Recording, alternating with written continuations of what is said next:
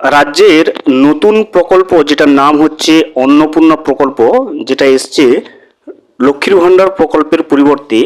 এই অন্নপূর্ণা প্রকল্প কিন্তু রাজ্য বাজেট সভায় অনুমোদিত হয়ে গেছে ইতিমধ্যে। এই অন্নপূর্ণা প্রকল্প, যেটা অন্নপূর্ণা ভাণ্ডার, এই প্রকল্পে কারা কারা প্রতি মাসে মাসে টাকা পেতে থাকবে 3,000 টাকা করে, এবং কাদের নাম নথিভুক্ত থাকবে অন্নপূর্ণা ভাণ্ডার প্রকল্পে, কবে থেকে এই অন্নপূর্ণা ভাণ্ডার প্রকল্প শুরু হচ্ছে রাজ্য সরকারে, এছাড়া অন্নপূর্ণা ভাণ্ডার প্রকল্পের টাকা কবে থেকে ব্যাংকের অ্যাকাউন্টে ঢুকতে শুরু করবে মা ও বোনেদের, এছাড়া অন্নপূর্ণা ভাণ্ডার প্রকল্পে কারা কারা টাকা পাবে না, এই সমস্ত বিষয় সম্পর্কে কিন্তু ডিটেলসে চলে এসেছি। আজকের এই ভিডিওতে কিন্তু আমরা এই সমস্ত বিষয় নিয়ে আলোচনা করব, যে অন্নপূর্ণা ভাণ্ডার প্রকল্পে কারা কারা টাকা পাচ্ছে, কারা কারা টাকা পাবে, কবে থেকে সেই টাকা দেওয়া শুরু করবে রাজ্য সরকার, সমস্ত বিষয় কিন্তু আমরা আজকের এই ভিডিওতে বিস্তারিতভাবে জেনে নেওয়ার চেষ্টা করব। Welcome to my YouTube channel. ভিডিওটি দেখার জন্য অসংখ্য ধন্যবাদ। ভিডিওটি সম্পূর্ণভাবে দেখার আগে ছোট্ট একটা অনুরোধ, যদি চ্যানেলে নতুন হয়ে থাকেন অবশ্যই চ্যানেলটা সাবস্ক্রাইব করে রাখবেন এবং নোটিফিকেশনটা অন করে রাখবেন এই ধরনের সমস্ত আপডেট কিন্তু সবার আগে পাওয়ার জন্য। চলুন আজকের ভিডিওটি আমরা বিস্তারিতভাবে দেখে নিই। রাজ্যের মহিলাদের জন্য অন্নপূর্ণা ভাণ্ডার প্রকল্পে নীতিগত অনুমোদন দিল রাজ্য মন্ত্রিসভা। সোমবার সাংবাদিক বৈঠকে এই ঘোষণা করেন নারী ও শিশু উন্নয়ন এবং সমাজ কল্যাণ দপ্তরের মন্ত্রী অগ্নিমিত্রা পল। তিনি জানান, আগামী 1 জুন থেকে নারী ও শিশু উন্নয়ন এবং সমাজ কল্যাণ দপ্তরের অধীনে অন্নপূর্ণা ভাণ্ডার প্রকল্প চালু হবে। এই প্রকল্পের আওতায় রাজ্যের মহিলাদের মাসে 3,000 টাকা করে আর্থিক সহায়তা দেওয়ার সিদ্ধান্ত নেওয়া হয়েছে। দেখতেই পারেন, 1 জুন থেকে অন্নপূর্ণা ভাণ্ডার প্রকল্প শুরু হচ্ছে এবং 1 জুন থেকে প্রতি মাসে মহিলারা মাসে কিন্তু ব্যাংকের অ্যাকাউন্টে সরাসরি 3,000 টাকা করে পেয়ে যাবে, এই সিদ্ধান্ত নেওয়া হয়েছে। মন্ত্রী আরও জানান, যারা ইতিমধ্যে লক্ষ্মীর ভাণ্ডারের সুবিধা পাচ্ছেন তারা সরাসরি অন্নপূর্ণা ভাণ্ডারের আওতায় চলে আসবেন। দেখতে পাচ্ছেন, নতুন করে আবেদন করা হবে কিনা বা নতুন করে আবেদন করতে হবে কিনা সেই সম্পর্কে এখনো পর্যন্ত কোনো নির্দেশিকা রাজ্য সরকার প্রকাশ করেননি।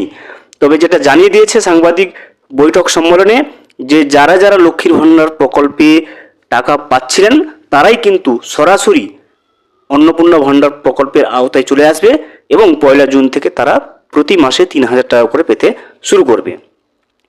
ফলে নতুন করে তাদের আবেদন করার প্রয়োজন হবে না। দেখতে পাচ্ছেন, লক্ষ্মীর ভাণ্ডার প্রকল্পে আপনি টাকা যদি পেতেন সেক্ষেত্রে নতুন করে আপনাকে আবেদন করতে হবে না।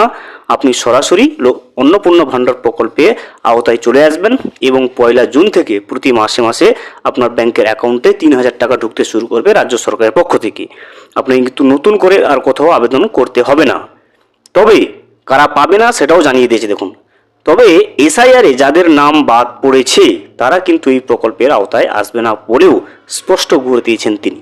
দেখতে পেলেন, লক্ষ্মীর ভাণ্ডার প্রকল্পে যারা টাকা পেতেন তারাই অন্নপূর্ণা ভাণ্ডার প্রকল্পে টাকা পাবেন, কিন্তু যে সাম্প্রতিক এসআইআর হয়েছে পশ্চিমবঙ্গে, এই এসআইআর লিস্টে যাদের নাম পড়েছে, নাম বাদ পড়েছে এসআইআর লিস্ট থেকে, তারা কিন্তু এই অন্নপূর্ণা ভাণ্ডার প্রকল্পে টাকাটা পাচ্ছেন না। যদিও তাদের মামলা এখনও ট্রাইব্যুনালে বিচারাধীন, তাদের ক্ষেত্রেও প্রকল্পের সুবিধা পেতে কোনো বাধা থাকবে না। যদি আপনি সম্পূর্ণভাবে এসআইআর লিস্ট থেকে নাম বাদ যান আপনার, সেক্ষেত্রে আপনি কিন্তু অন্নপূর্ণা ভাণ্ডার প্রকল্পের টাকা পাচ্ছেন না। যদি আপনার এসআইআর লিস্টের নাম বাদ যায় কিন্তু আপনার যদি ট্রাইব্যুনালে এই জুডিশিয়াল অবস্থায় থাকে বা বিচারাধীন অবস্থায় থাকে, সেক্ষেত্রেও কিন্তু আপনি এই অন্নপূর্ণা ভাণ্ডার প্রকল্পের টাকাটা পাবেন।